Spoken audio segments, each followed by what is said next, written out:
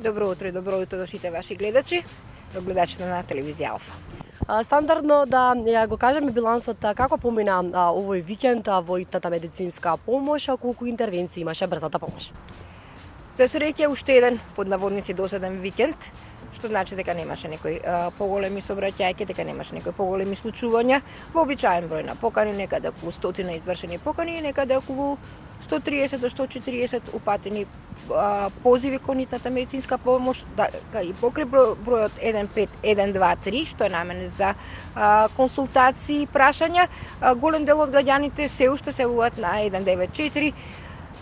Кога имаме време, ние им одговараме, кога не ги преупатуваме на телефонскиот број 15123, кој е за прашања и консултации во врска со здравствените проблеми на територија на Република Македонија за сите граѓани.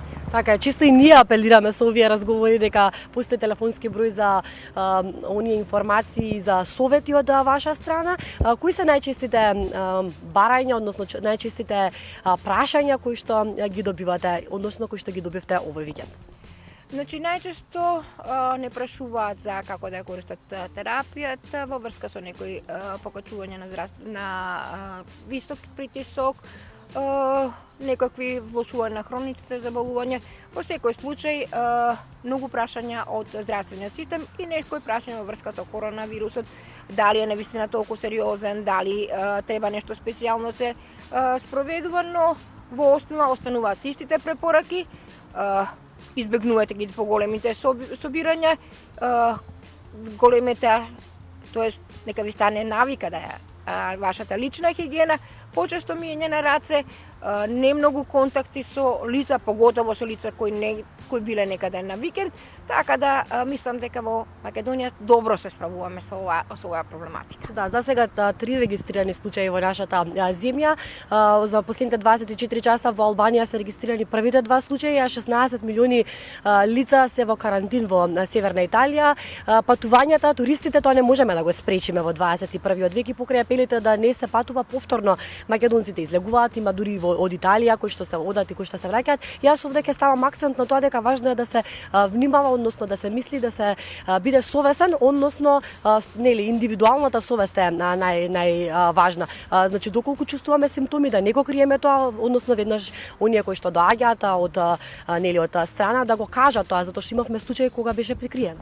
Да, токму денеска очекуваме да голем број од турите што беа во Италија по повод осмомартовските празници, значи ги очекуваме да се вратат. Ако некој чувствува симптоми на настинка, на малаксалост, сува кашлица, да не оди на матичниот лекар, постои телефон или евентуално се јави на неговиот матичен лекар, да се јави по телефон, за да го добие телефонот, да се јави во Центарот за јавно здравје.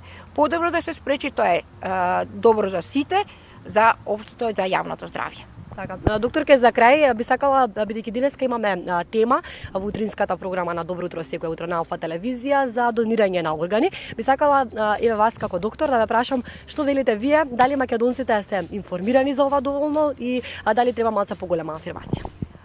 Треба поголема афирмација на овој проблем, тоест не е проблем, тоа е една желба, затоа што, верувате, тоа спасува живот.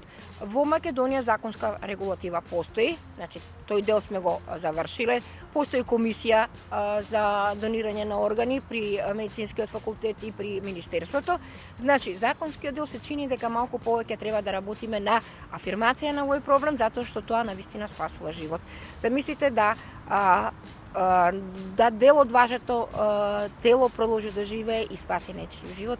Така би апелирала до сите да размислат, да ја прифатат идејата, па потоа да постапуваат. Ви благодарам многу за отстапеното простор време, за сите совети кои што ни ги дадовте и дај Боже што почесто вакви здодавни викенди за вас, да нема многу поплаки и барања од гледачите за здравјето, да бидеме пред се сите добри, тоа е најважно, колеги. Доколку немате некое прашање кое што би го упатила на докторката, би се одјавила од овде.